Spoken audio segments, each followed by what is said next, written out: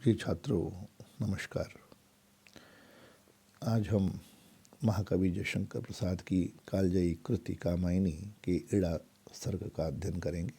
कुछ महत्वपूर्ण पदों का अध्ययन करेंगे। इस संदर्भ में आगे का जो पद है वह है अनवरत उठे कितनी उमंग। चुंबित हूँ आंसू जलधर से अभिलाषाओं के शैल श्रृंग। जीवन नद हाहाकार भरा हो उठती पीड़ा की तरंग। लालसा भरे यौवन के दिन पतझड़ से सूख जाएं बीत। अनवरत उठे कितनी उमंग। संदेह नए उत्पन्न रहें उनसे संतप्त सदा सभीत। फैलेगा स्वजनों का विरोध बनकर तम वाली श्याम अमा। दारिद्र्य दलित बिल खाती हो यह शस्य श्यामला प्रकृति नमा। दुख नीरद में बन इंद्रधनुष बदले नर कितने नए रंग। बन तृष्णा ज्वाला का पतंग अनवरत उठे कितनी उमंग। कुछ कठिन शब्दों के यहाँ अर्थ हम देखते हैं। अनवरत लगातार, निरंतर, उमंग इच्छा, आंसू जलधर आंसू रूपी बादल, शैल श्रृंग पर्वत की चोटियाँ, जीवन नद जीवन रूपी नदी, संतप्त दुखी सभीत डरे हुए, स्वजन निकट के संबंधी, अपने श्याम अमा अंधकारपूर्ण अमावस्या, दारिद्र्य रूपी दारिद्र्य के दलित नारी से सताई हुई, गरीबी से सताई हुई, शस्य श्यामला हरी भरी, प्रकृति रमा प्रकृति रूपी लक्ष्मी, दुख निरत दुख रूपी बादल, नए रंग बदलना, नए नए रूप धारण करके कपट का व्यवहार करना, तृष्णा ज्वाला लालसा या इच्छा रूपी दीपक की लौ। अनवरत उठे कितनी उमंग। चुंबित हूँ आंसू जलधर से अभिलाषाओं के शैल श्रृंग। इस पद में काम देव जो हैं वो शाप देते हैं मनु को। शाप देते हुए क्या कहते हैं काम?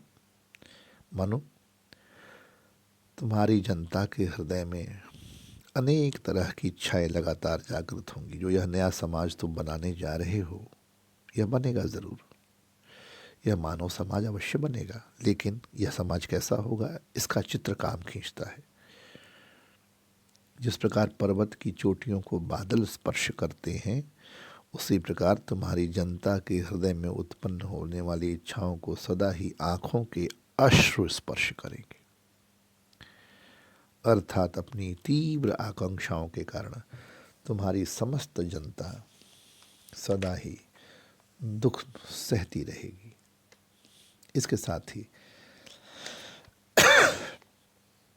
जिस प्रकार एक बड़ी नदी वर्षा ऋतु में कोलाहल करती हुई प्रवाहित होती है और उसमें ऊंची ऊंची लहरें उठती रहती हैं, उसी प्रकार तुम्हारी जनता का जीवन भी सदा ही कोलाहल से भरा हुआ चीत्कार करता रहेगा और उसके हृदय में सदा ही कष्ट की लहरें उत्पन्न होती रहेंगी।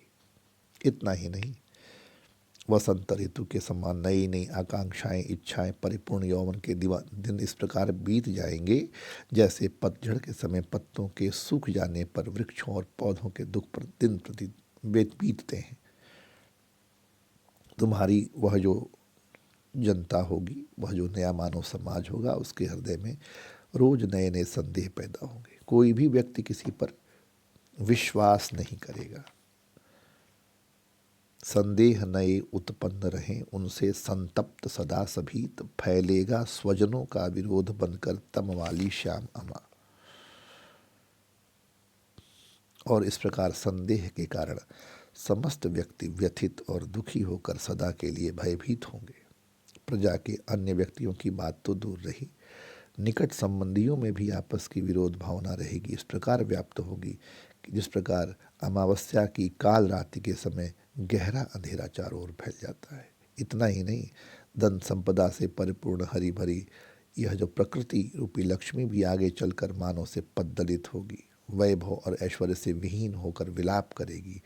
और दरिद्रता से जिस प्रकार संतप्त प्राणी विलाप करता है, रोता है, मनो तुम्हारी आने वाली मानव सृष्टि का यह मानव दीपक की लौ पर जलने वाले पतंगे के समान इच्छा में लगातार जलता हुआ अपने दुखी जीवन में दूसरों के साथ छल छद्म और कपटतापूर्ण व्यवहार करने के नए नए रूप धारण करेगा।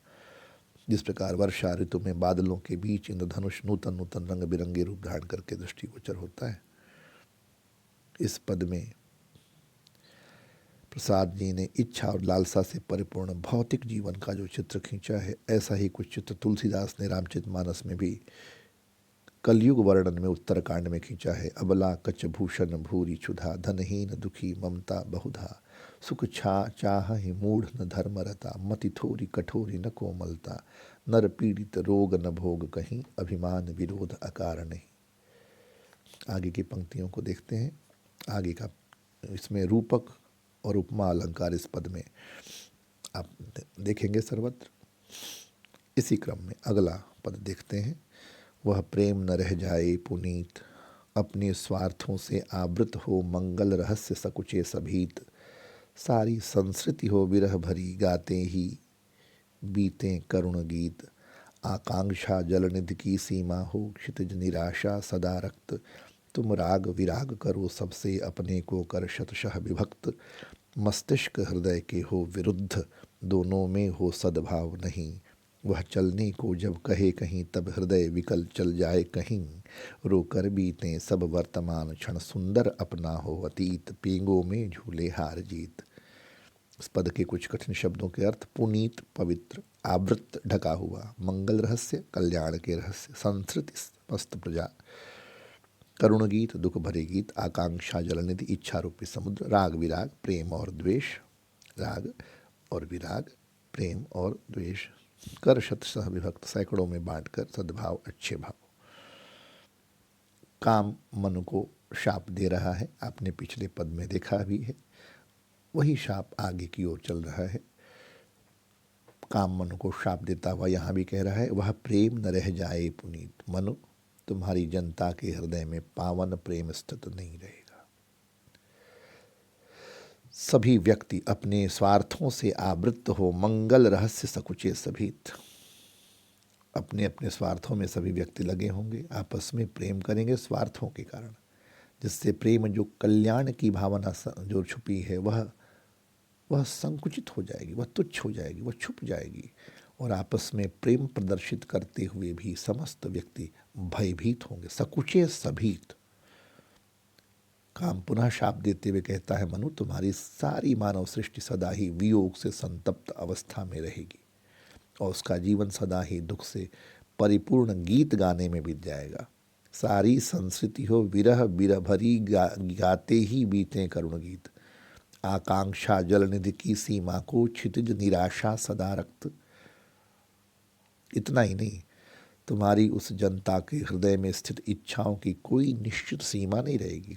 जिस प्रकार जो अनंत समुद्र की सीमा है वह क्षितिज तक दृष्टिगोचर होती है, परंतु उसका कोई और छोर नहीं होता, उसी प्रकार जनता की इच्छाएं भी असीम होंगी, अनंत होंगी, और वह जनता अपनी इन्हीं असीम इच्छाओं के कारण निराशा में हमेशा व्याप्त डूबी रहेगी।